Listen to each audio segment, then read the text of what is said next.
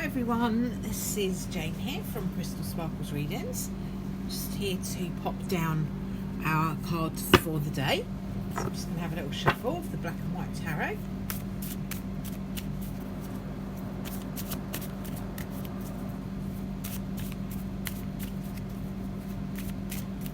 Okay. So let's have a look and see what we've got. Today we've got the King of Swords. So, as you can see, the King of Swords is one of the people cards. So in the Rider-Waite Tarot, the other more traditional tarot decks, this would be one of the court cards. So it's the King. The King is obviously all the kings are kind of have got that energy of being very powerful. You know, they're kings after all. So the King of Swords talks about an air sign gentleman's energy normally. When we're looking at a card for the day, though, we tend to be looking at an overall energy rather than this being referring to a specific person. In a reading for somebody, this may refer to somebody that they know, or somebody that's in their reading, or somebody that's coming in. It could be a specific person. If it's not a person, then it's talking about the energy, and the energy of the King of Swords is someone who is in authority, someone who is very intelligent, very quick-witted, very good with words, very articulate, all of that kind of energy. So this as a card for the day is saying to you, this is a day for you to use your intelligence, you know, to be thoughtful, to be logical, to be strategic. So it's all about that. It's all about what's going on in the head, what the thought processes are, the intelligence, all of that kind of stuff comes in when we're looking at the King of Swords. So that energy is very strong, and it's powerful. So you will find today, or you should find today, or over the next 24 hours, that you're kind of feeling like you know what you're doing, you know what you want to do, you've got a strategy, you've got your ideas, you know what you're thinking, what order you want to do things in. So it's all about that, really. It's all about having strategy and planning, and but it is very strong, powerful energy. It's almost like, you know, a king would just say, right, okay, here we go, I'm going to do this, and they have a very clear idea about what they want to do. They just go and do it because they're the king and they can. So it's that sort of energy. You know, you have the power to do what you want to do. So lots of thought processes, lots of strategy, lots of planning, all of that. Be strategic. Use your intelligence. Might not be so much about doing. Could be more about planning today. So let's have a look and see what we've got in our beautiful Mystical Shaman deck as our oracle card for today. Let's go with this.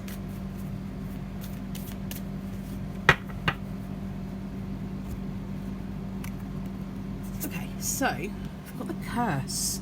That's interesting. We've not had this one before. So this is interesting because I'm looking at this card. Sorry, just needed a little gulp of my tea. And I can almost see there's a hand across this lady's mouth. So it's almost like I'm not speaking, I'm not saying.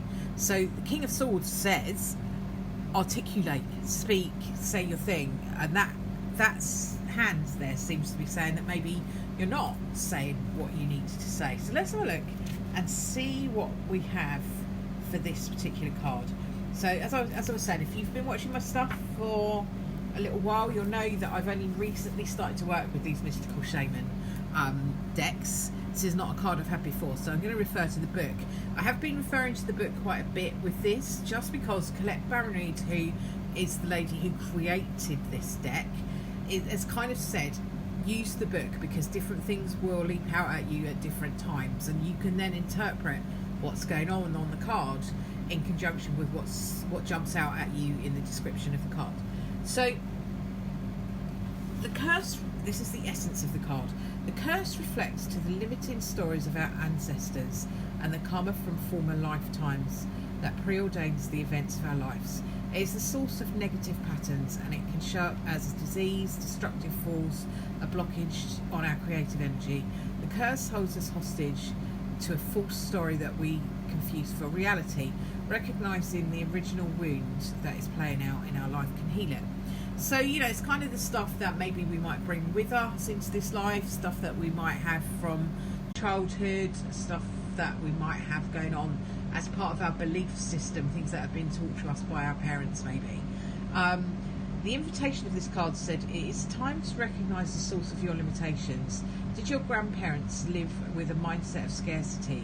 Did you inherit genes for heart disease? Were you slave or master in a past life? This is karmic legacy is ready and waiting to be seen, to be untangled and to be released. Honour the prayers of the players and their stories. Forgive everyone, forgive everything. Craft a new life course for yourself. So, without looking too much at the health side of this stuff, because don't really look at the health side of things on here. If there's a health thing with you, go see your doctor. That's the place to go. So in terms of like the other energy with that, it's about having been brought up in an environment where there might have been scarcity.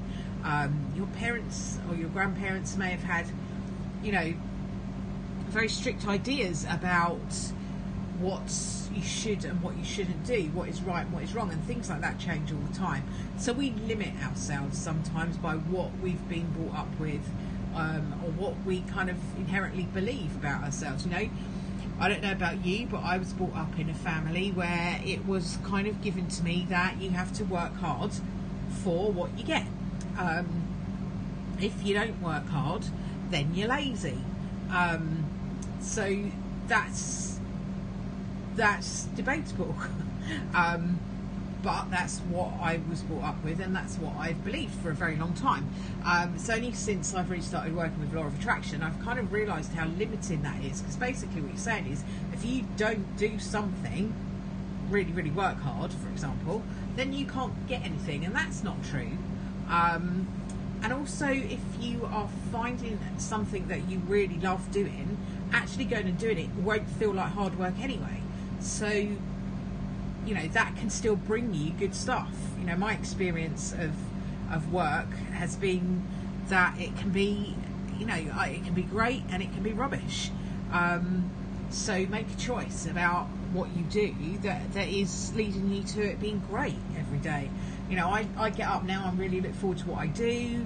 I love doing this, I love working with cars, I love working with people. So I now don't see my work really as work. I see it as enjoyment, and I enjoy what I do. And yes, I do a lot of it, but I really enjoy it. So don't consider it working hard.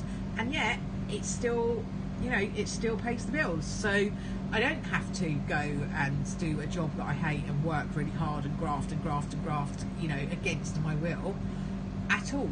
So it's about changing your way of looking at things that can make this beliefs that we have about ourselves less limiting.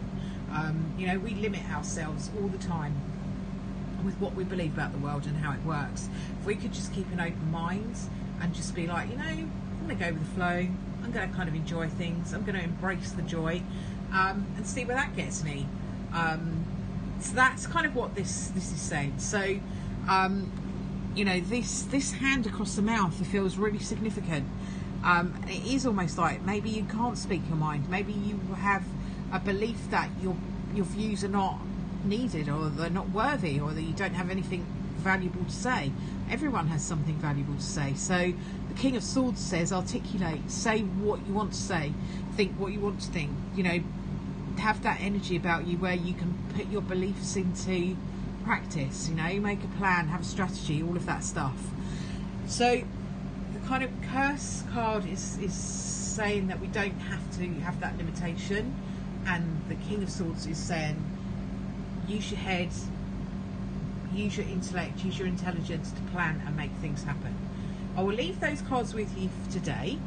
I'll be back again tomorrow to put down another little card for the day.